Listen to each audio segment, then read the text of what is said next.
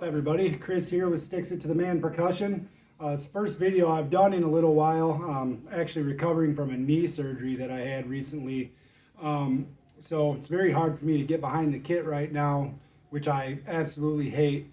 But I wanted to get back and see how everybody's doing and try to do something that I can do. So one thing that I've been kind of working on here lately, something that I haven't done a ton with, drummers of my generation didn't really work a lot with them, I guess, but talk about jazz brushes.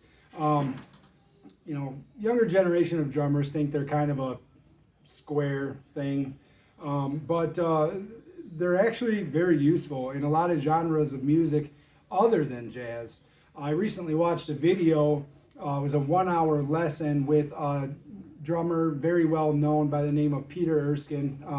He's a jazz drummer. He's played everywhere. He was with a group called Weather Report for a long period of time. He's worked with Steely Dan, Joni Mitchell, just to name a few. Between albums and movie scores, I think he's got like 600 plus records out there that he has been featured on. And he's just awesome. If you haven't heard of him, check him out. He's got a YouTube channel, Facebook page. He also does some things with Drumeo. The video that I watched with him actually was a Drumeo lesson that he did, and was very informative. But basically, introduction to brushes. I'm using ProMark's TB5.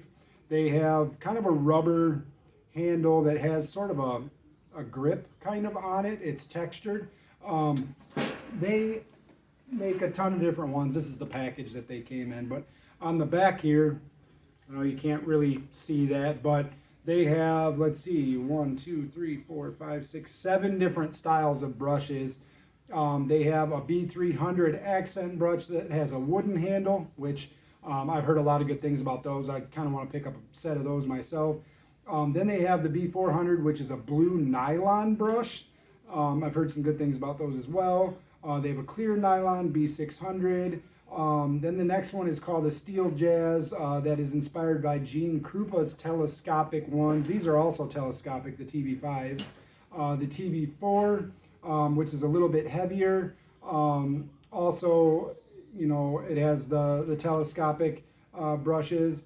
And then the TB5, which is what I've got. And then they also have a TB6, which is the heaviest in their line. So, if you want to check them out. But these TB5s they called general brushes, meaning that pretty much any style that you're looking to play with them, they work for, and that's what I'm going to be using today.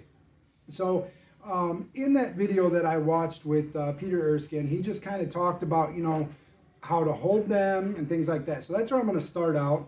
Basically, when you hold a set of brushes, you're going to use, these 3 fingers is going to be kind of where you get your grip from. And it's going to be a very light grip. You want them to have a lot of movement. Your other fingers are just going to kind of stabilize the brushes. You can hold them in traditional style grip as well as matched grip if you choose. But one thing that he said is kind of look at your drum head and think of it as a clock: 12, 1, 2, 3, 4, 5, 6, and so on. And kind of just, to get a feel for them, kind of start at the top of your drum, and you don't want to press all the way down, but you want to give maybe about half pressure, about halfway down the brushes, and just move them. And he says that one thing that you want to try to do is try to make it like a very smooth motion, and try to almost make it sound like it's one continuous motion.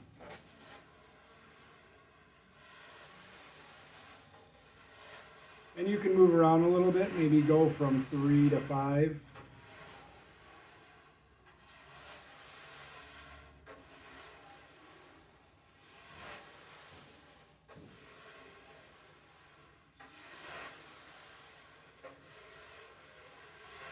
And he says do that about 1,000,000 times until you start to just kind of develop a feel of what they can do.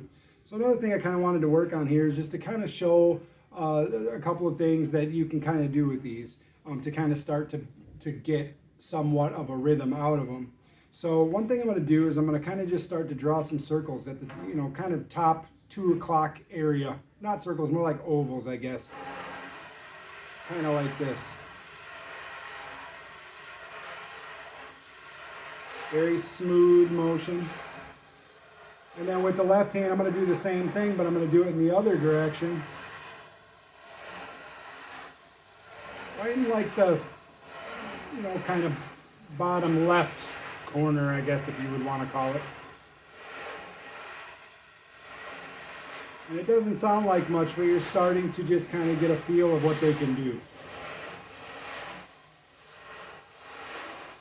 And if you can count this out, 1 and 2 and 3 and 4 and...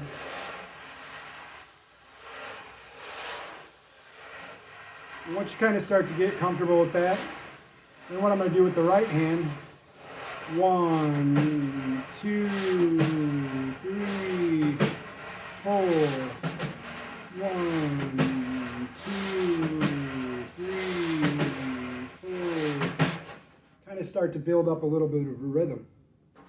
Another thing that you can do is if you count this 1 and 2 and 3 and 4 and 1 and 2 and 3 and 4 and so now on your backbeat or the ands, we're going to just add in a hi-hat real gently. We're going to do this heel down on the pedal, so it's going to sound something like this.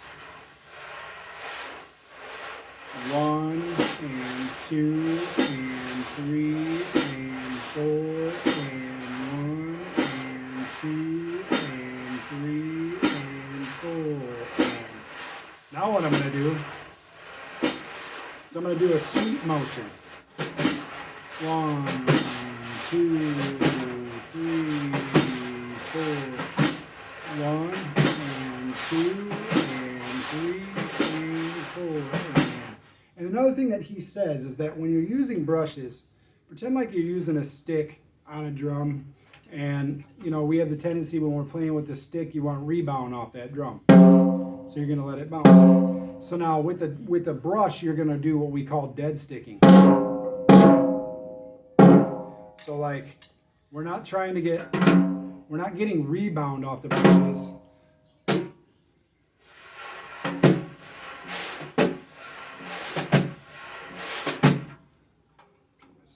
Down here.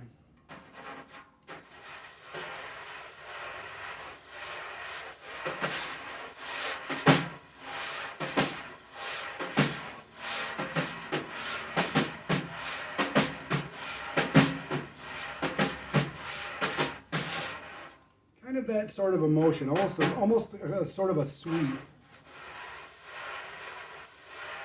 1 and 2 and 3 and 4.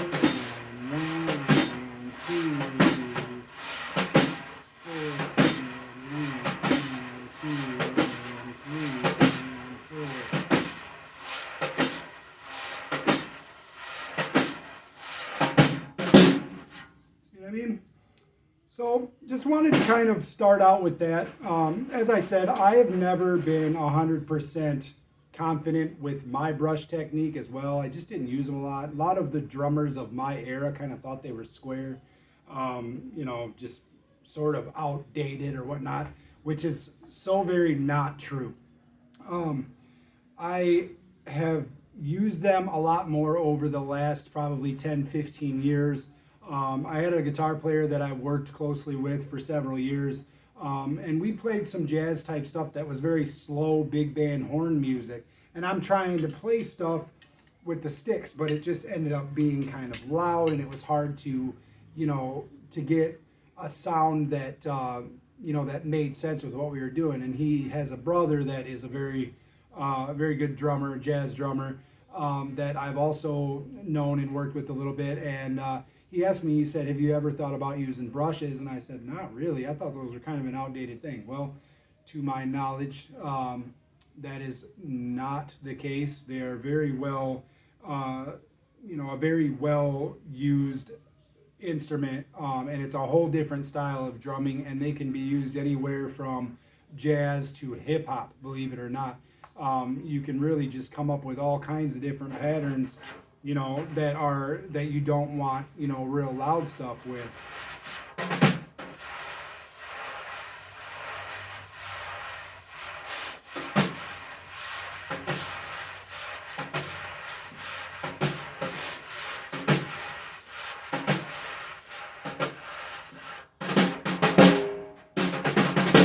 You can do sticking techniques, you can do rudiments with them, and it just gives you a new way of making sounds on your kit, on your snare drum, whether you're playing jazz, you're playing funk, you're playing rhythm and blues type stuff.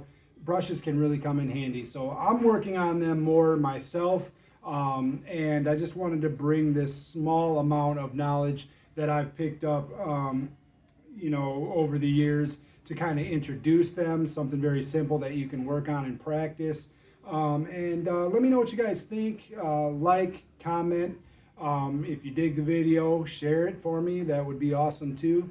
And, like I said, comment, give me some ideas of, some other things that you want to see me work on, some things I could maybe help you with, ideas that I can incorporate into my own drumming. We all learn from each other as musicians. It's what we do. And I'm definitely not one to say that I haven't learned and still learn to this day from drummers and other musicians that I work with. And I've been doing it for 30 plus years. So thanks for watching. I hope you enjoyed the video, and we'll see you next time. Have a good one, guys.